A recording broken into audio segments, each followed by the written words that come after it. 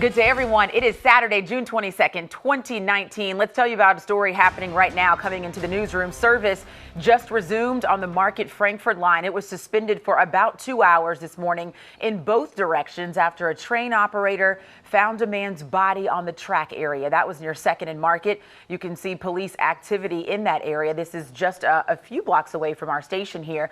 We don't know any details about how that person died, but we do know it was a man in his 20s.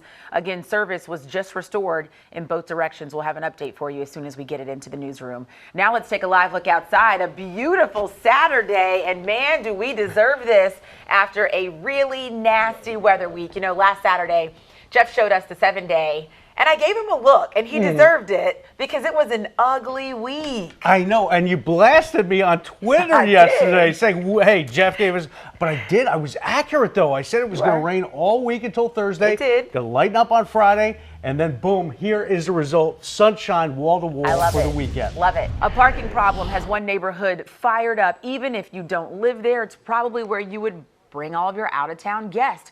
Spots that were once open for drivers right off the Ben Franklin Parkway are now taken by Philadelphia police. Joanne Pileggi explains from the city's Fairmount neighborhood. We reached out to the police department to find out how long this might be in effect. A spokesperson said they would get back to us after the weekend. Now to our top stories this morning. We're taking a live look at Washington, D.C., where several headlines are developing there. According to Fox News, ICE will reportedly raid several major U.S. cities beginning tomorrow. 2,000 people are set to be targeted, facing arrest and deportation, including families. The 10 cities expecting the raids include Atlanta, Baltimore, Chicago, Denver, Houston, L.A., Miami, New Orleans, New York, and San Francisco. President Donald Trump denying new sexual assault allegations by magazine advice columnist E. Jean Carroll. Carroll detailed the allegations in her new book with excerpts published in the latest edition of New York Magazine. Carroll claims President Trump assaulted her 23 years ago in a New York City department store, but the president insists he has never met Carroll and she is just trying to sell her book. More trouble for Cardi B, the Grammy winner and mother, indicted by a grand jury. More than a dozen charges over a brawl at a strip club. But first, Jeff Robbins. Ooh, and summer just started. Jeff, thank you. The official start of summer, as we mentioned, means we are much closer to football season. But gone are the days of watching the Birds practice before preseason for free. Now get ready to pay up, as Bruce Gordon explains, only in Philly.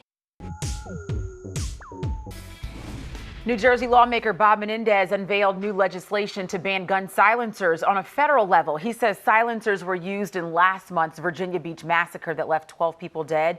Silencers are already banned at the state level in New Jersey, but they're legal in many other states, including right here in Pennsylvania. More than 32,000 doses of naloxone were given away this week in New Jersey as part of the state's initiative to provide the opioid antidote at pharmacies in the state. The doses were distributed on Tuesday as part of a pilot program. It was a giveaway that cost $1.5 million.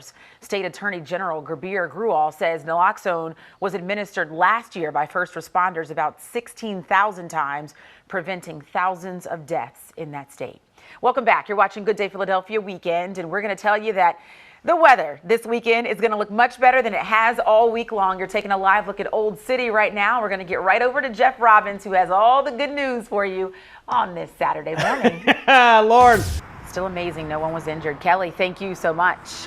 Bricks on bricks on bricks. You're looking at just a portion of the 17.5 tons of cocaine pulled off a ship at the Port of Philadelphia. The feds say it's the biggest drug bust in U.S. Customs history, worth more than $1 billion. Now 6 people are charged. Fox 29's Jeff Cole has the very latest. Dozens of children who have overcome cancer joining together for a STEM-focused summer camp. Fox's Jennifer Awe has the story.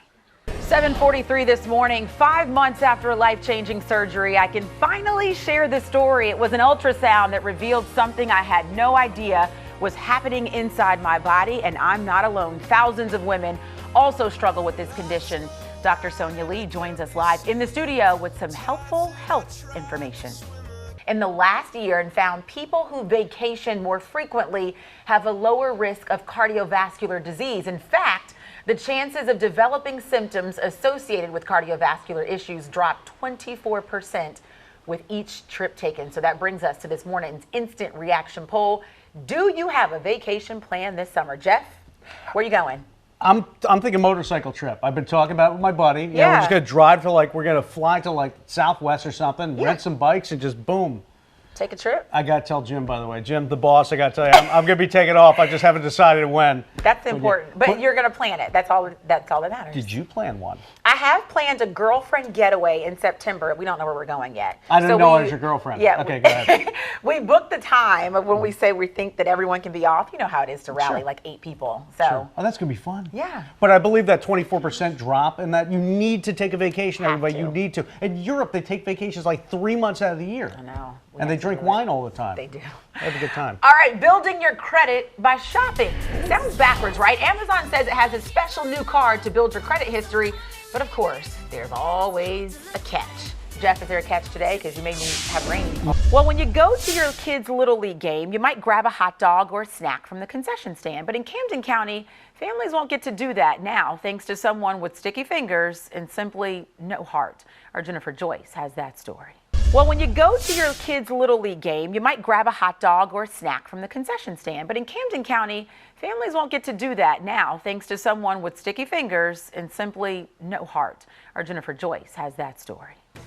Now to our top stories. We're taking a live look at Washington, D.C., where several headlines are developing there. According to Fox News, ICE will reportedly raid several major U.S. cities beginning tomorrow. 2,000 people are set to be targeted, facing arrest and deportation, including families. The 10 cities expecting the raids include Atlanta, Baltimore, Chicago, Denver, Houston, Los Angeles, Miami, New Orleans, New York, and San Francisco. And tensions are still high between the U.S. and Iran after President Trump called off an airstrike because he's in, quote, no hurry to escalate tensions. Now, the White House is trying to figure out what's next as Congress continues to react. Fox's Ray Bogan is in Washington with more. Well, we talked about camp a little bit ago, right? It may have started, but the fashions, well, they're kind of tough. Jen Fred has the die-hard style guide to summer packing straight from Montgomery County. And when parents are trying to rush their kids off of the video games, you might not want to do that. A local teenager could make $3 million just by playing Fortnite. Here's Fox 29 photojournalist Bill Rohr with his incredible story. Question for you, Jeff. Have you ever lost your wallet? Yes, it's very scary. Did you get it back? Yes. Oh, so that's a good person. So here's the deal. Getting it back may depend on whether or not you have cash inside. So researchers looked at countries around the world and found that only 40% of wallets got returned when there was no money inside. But that jumped up to 51% when there was cash inside. And when there was more than $90, it jumped to 72%. Another factor for people returning wallets if there was a key inside. Researchers say it shows people do care about the welfare of others, and they don't want to see themselves as a thief. What do you think would happen if we got Dan Ricano's wallet and we gave it back to him? Do you think Dan would give us a tip? No. He'd probably just give us a money tip. Yeah, he would thank us, because that's what you're supposed to. I don't remember when and where I was. I found a wallet. I want to say it was in the airport, and I returned it full of cash, because I felt like if this was me, I would want someone to do the same thing. That's the feeling that you go through. It's like, if this was my wallet and this was me, because you can easily take the cash out and return the wallet and they still have their license and their cards, but you still, that's bad juju. Like, is that worth your character? Yeah. You know what I mean? Nah, we're good people. We don't do I don't that. want that. We have 10 seconds for you to tell us how fabulous Saturday is going to be. Lots of sunshine for today, 82 degrees. That's it. Enjoy your Saturday. We'll see you back here tomorrow morning.